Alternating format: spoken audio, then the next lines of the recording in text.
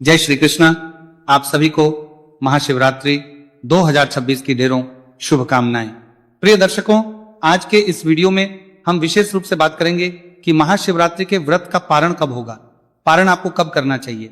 इसको लेके बड़े असमंजस है, क्योंकि कुछ लोग कहते हैं जी कि जिस दिन व्रत कर रहे हैं उस दिन शाम को व्रत खुल जाता है। कुछ लोग कहते हैं नहीं व्रत अगले दिन खोलना चाहिए। कुछ लोग कहते हैं कि रात्रि को अन्न नहीं खाना चाहिए। कुछ कहते हैं शाम को खा सकते हैं, कुछ फल आहार करते। इसका नियम क्या है, शास्त्र क्या कहते हैं कि इस व्रत का पारण कब करना चाहिए, ये बताएंगे आपको। साथ ही इसके लिए शुभ मुहूर्त क्या रहेगा ये भी बताएंगे, और पारण से पहले की पूजा क्या रहेगी, पारण दिवसीय पूजन क्या रहेगा, ये पूजन विधि भी आपको बताएंगे। इस प्रकार से संपूर्ण जानकारी श्री शिवरात्रि व्रत के विषय में आपको प्रदान की जाएगी। आइए जानकारी आरंभ करते हैं। आपसे निवेदन है कि वीडियो यदि थोड़ा सा भी उपयोगी लगे तो कृपया एक बार अवश्य कर दीजिएगा। परमेश्वर महादेव की कृपा प्राप्त करने के लिए कमेंट बॉक्स में अवश्य लिखिएगा जय शिव शंकर। या ज्योतिष शास्त्र और पंचांग के आधार पर आपको बताते हैं कौन सी तिथि कब है, व्रत आदि कब करना है, क्या विधि, क्या नियम और क्या गलती ही करनी है। साथ ही सही और कथाएं सुनाते हैं। यदि आप सभी के सही लाभ लेना चाहते हैं तो कृपया चैनल को सब्सक्राइब कीजिए और बेल आइकॉन को प्रेस कीजिए। जब आप सब्सक्राइब का बटन दबाएंगे तो वहां एक घंटी का निशान बना हुआ आएगा, उसको अवश्य दबाइएगा, तभी आपको हमारे सारे वीडियो प्राप्त होंगे, अन्यथा आपसे जानकारी छूट जाएगी। प्रिय दर्शकों, आइए अब जानकारी आरंभ करते हैं और बात करते हैं कब होगा, 15 तारीख को इसका पारण कब होगा, इसके विषय में हम बात करेंगे। इसके विषय में शास्त्र क्या कहते हैं कि हमें यह व्रत कैसे करना चाहिए, किन नियमों का पालन करना चाहिए और कब ये खोलना चाहिए। तो आइए जानकारी में आगे बढ़ते हैं। सबसे पहले आशा करते हैं कि आपने आज शिवरात्रि का जो पूजन है प्रातः काल का वो कर लिया होगा। रात्रिकालीन पूजन आप कर रहे होंगे। हो सकता है आपको ये वीडियो देर से मिले तो आपकी रात्रिकालीन पूजा भी आरंभ हो गई। शिवरात्रि के दिन विशेष रूप से सभी भक्तगण ध्यान दें कि दिन में सोना नहीं है। लोगों से गलती क्या होती है कि वो सोचते हैं कि रात्रि को 4 प्रहर की पूजा करनी है तो हमें सो जाना चाहिए, अन्यथा रात्रि को नींद आएगी, और यही सबसे बड़ी गलती है। यही वो सब अपना व्रत का फल सत्यानाश कर देते हैं। शास्त्र इसके विषय में कहते हैं कि मैं निर्णय सिंधु की बात करता हूं, जिसमें कि हमारे बहुत से व्रत आदि के नियम लिखे होते हैं, जो हमारे नियमों का एक बड़ा ग्रंथ है। लिखा है कि द्वितंदंत धावन में व्रत, अर्थात यदि आप द्वैत क्रीड़ा अर्थात जुआ खेलते हैं, इस दिन आपको जुआ नहीं खेलना चाहिए। लोग ताश के पत्ते खेलते हैं ना, वो नहीं खेलना चाहिए। किसी प्रकार की इस प्रकार की क्रियाकलाप में शामिल नहीं होना चाहिए। दिन में नहीं सोना चाहिए। मंजन आदि का प्रयोग भी नहीं करना चाहिए। मैथुन आदि कार्य भी नहीं करना चाहिए। अगर ये कोई भी कार्य आप करते तो ये समझिए कि आपने अपने व्रत की हत्या कर दी, आपने स्वयं ही अपने व्रत को समाप्त कर दिया है। बहुत बड़ा दोष है। इसीलिए दिन में नहीं सोना, बाकी सभी कार्य भी नहीं करने चाहिए। देवर ऋषि के माध्यम से भी यही कहा गया है कि मनुष्य को दिन में नहीं सोना चाहिए। उन्होंने कहा है कि पान भी नहीं खाना चाहिए। कुछ लोग पान खाते हैं ना, पान नहीं चबाना चाहिए। इस व्रत में बाहर पानी पीने से भी बचना चाहिए। तो इस प्रकार इन नियमों का पालन करते हुए आप दिन को व्यतीत कीजिए। जितना हो सके भगवान की भक्ति कीजिए, जितना हो सके भगवान के मंत्र जपिए। ये आराधना का दिन है, आराधना का समय है। जितनी हो सके आप भक्ति कीजिए, भगवान भोलेनाथ की उनके स्तोत्र पढ़िए, उनके स्तोत्र सुनिए, बड़ा कल्याण होगा। इस प्रकार से दिन को व्यतीत कीजिए। देखिए, मैं सामान्य जो जन है उनके अनुसार चल रहा हूं। सभी लोग 4 प्रहर की पूजा नहीं करते हैं, सायंकाल की पूजा नहीं करते। अधिकतर जो लोग हैं सुबह भगवान शंकर की पूजा करते हैं, अर्पित करते हैं, व्रत आदि करते हैं। ये आपने कर लिया। अब इसके बाद जो एक कार्य होता है वो ये है कि लोग सायंकाल को व्रत खोल लिया करते हैं। तो इसके विषय में एक बार शास्त्रों के बात सुनते हैं हम कि शास्त्र कहते क्या है। ब्रह्म वैभव पुराण में एक वर्णन आता है, अर्थात इस दिन पर जो कोई भी अन्न खाता है वह कुंभिपाकाम नरक में लंबे समय तक यातना भोगता है। और इसमें एक ही दिन नहीं है, कहा तो गया है रामनवमी, और साथ में अष्टमी, भगवान कृष्ण की जो अष्टमी आती है, और महाशिवरात्रि। इन दिनों में जो अन्न खाता है वह कुंभ विपाक नरक में जाता है। तो इसीलिए इस दिन अन्न तो किसी को भी नहीं खाना चाहिए, व्रत करने वाले को तो छोड़ ही दो। तो इसलिए यदि किसी ने भी व्रत किया है और वो ये सोचे कि अन्न से इस व्रत को खोल लेंगे तो वो सर्वथा अनुचित है। अन्न इस नहीं खाना चाहिए। इस व्रत में प्रयास कीजिए कि जितना कम हो सके जल पिए, अधिक बार जल भी नहीं पीना चाहिए। निर्जला करें तो सबसे कल्याणकारी, और खाना भी नहीं चाहिए। निराहार रहकर यह व्रत जो है सर्वोत्तम कहा गया है शास्त्रों में। अब दूसरा क्या करें क्योंकि सबके लिए निराहार रहकर व्रत को कर पाना संभव नहीं है।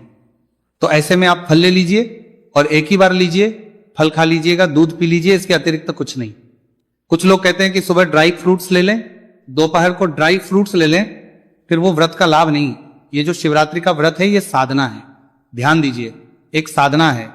अगर हम सारा दिन ड्राई फ्रूट्स खा के ही बैठे रहेंगे तो फिर साधना हुई कहां।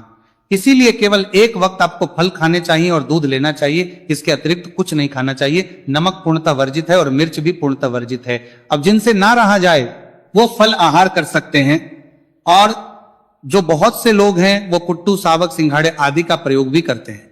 अगर आपसे पूर्ण रूप से नियंत्रण ना रहा जाए, आपकी सेहत में भी कुछ परेशानी हो रही हो, तो इस प्रकार की वस्तुएं जो हैं कुट्टू, सामक, सिंघाड़े आदि, इनका प्रयोग कर सकते हैं, क्योंकि ये अन्न में नहीं आते हैं। और उसके बाद शयन काल को प्रयास करके प्रदोष काल की पूजा अवश्य कीजिए।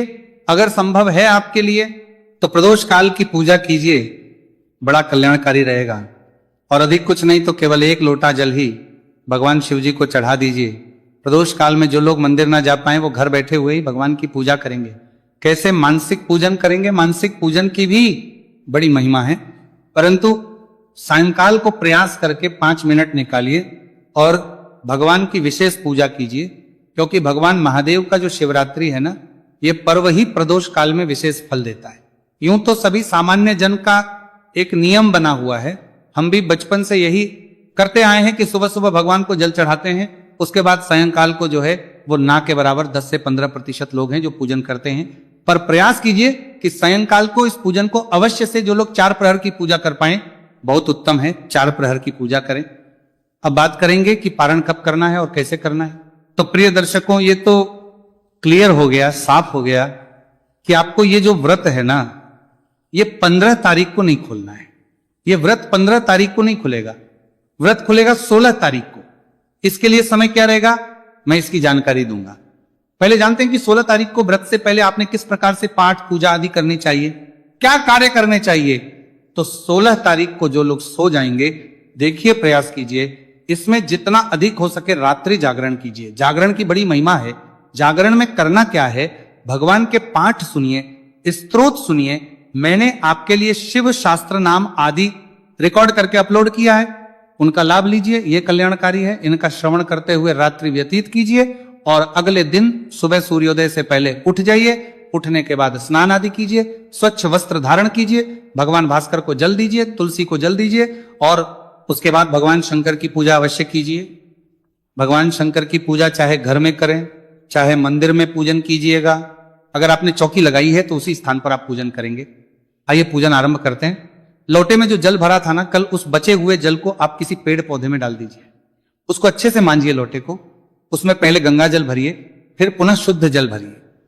आज अलग से ताजा पुष्प लेके आइए भगवान को अर्पित करने के लिए, और सारी सामग्री करके आसन लगा के बैठ जाइए। जिन्होंने चौकी नहीं लगाई थी वो ध्यान दीजिएगा कि इसमें एक चौकी लगाइए। चौकी पर सफेद वस्त्र बिछाइए, उसके ऊपर भगवान शंकर को स्थापित कीजिए और उनके सामने घी का दिया रखिए।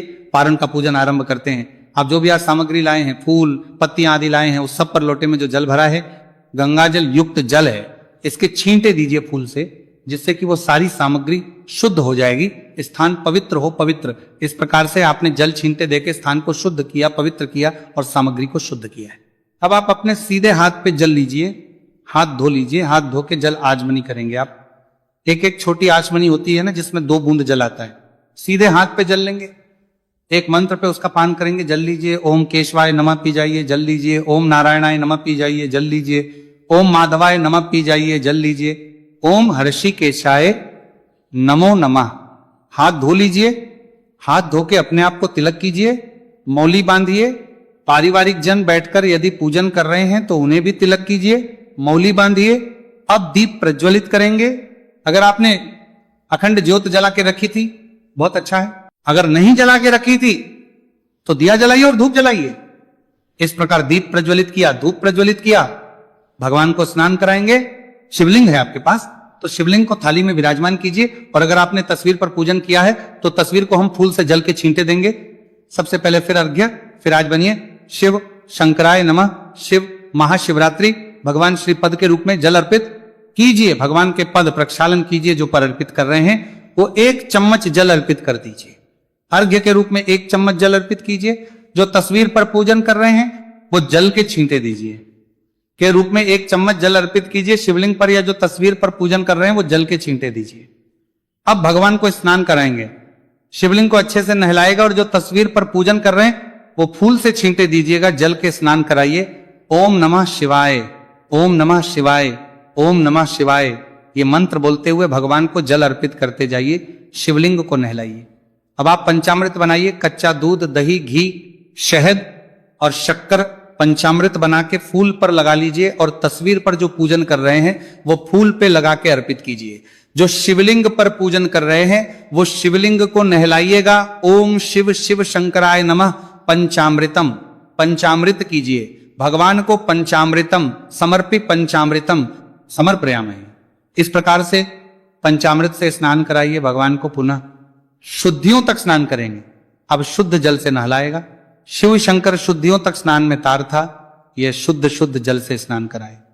शुद्ध जल से नहलाने के बाद वस्त्र अर्पित करेंगे, तो वस्त्र के रूप में मौली का एक टुकड़ा तोड़िए और भगवान को अर्पित कर दीजिए। यज्ञो पवित्र अर्पित कीजिए। जनेऊ लीजिए और भगवान शंकर को जनेऊ अर्पित कीजिए। ओम जनेऊ को रोली कुमकुम आदि से तिलक कर लीजिएगा। जनेऊ अर्पित करने के बाद भगवान को इत्र अर्पित करेंगे। इत्र को फूल पर लगा लीजिए और भगवान को अर्पित कीजिए। शिव शंकराय नमः प्रेम से इत्र कीजिए। इत्र को फूल पे लगा के अर्पित कीजिए। तिलक कीजिए, तिलक लगाइए भगवान को। चंदन लगाइए, अक्षत लगाइए भगवान को। अक्षत अर्पित कीजिए, माला अर्पित कीजिए भगवान को। पुष्प अर्पित कीजिए। माला पहनाने के बाद धूप दीप दिखाएंगे। धूप दीप अर्पित कीजिए। धूप दीप अर्पित करके अर्पित कीजिए भगवान को। अब आप जो भी भोग प्रसाद, आपने कुछ मीठा बनाया है तो उसका प्रसाद लगाए, अन्यथा मिश्री अर्पित कर दीजिए, फल अर्पित कर दीजिए। जो भी आपने वो प्रसाद है आपके पास वो अर्पित कीजिएगा। नमः कराएंगे। 1 चम्मच जल लीजिएगा, भगवान को जल अर्पित कीजिएगा। ओ शंकराय नमः। निम समर्पया, पान का पत्ता लीजिए, उस पे 2 लौंग, 2 इलायची रखिए, 1 सुपारी रखिए और भगवान को अर्पित कीजिए। शंकराय नमः तांब समर्पया, तांबूल समर्पित कीजिए। हाथ जोड़ के नमस्कार कीजिए। जो भी कोई दक्षिणा आदि अर्पित करना चाहते हैं भगवान को, वह दक्षिणा अर्पित कीजिए। दक्षिणा अर्पित करके हाथ जोड़ के नमस्कार कीजिए।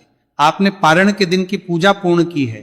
पूजा करने के बाद अब भगवान को आप भोग प्रसाद, जो आपने अन्न बनाया होगा, कोई भी खाना बनाया होगा, शुद्ध प्रसाद बनाना चाहिए। मीठे के साथ में या अन्न से जो भी भोजन बनाए सात्विक हो, उसमें लहसुन प्याज आदि का प्रयोग ना हो, वो थाली सामने कर दीजिए।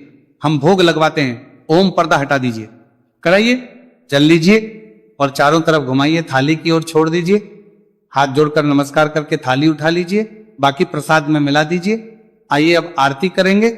आरती कीजिएगा आप। ओम जय शिव।